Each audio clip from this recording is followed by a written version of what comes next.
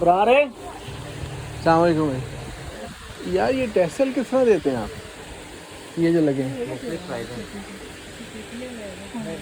कपड़ा लेके आए साथ, टच कराएं।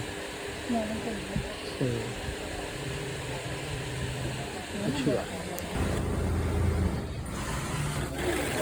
ये क्या आप देर लगवाई कितनी, आप क्या लेते हैं इसकी ये जो आप काम कर रहे हैं?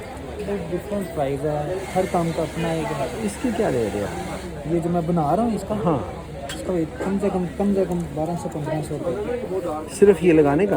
हाँ जी, कपड़ा लगा फिर ये लैस लगी, अब ये लगा। क्या होगा?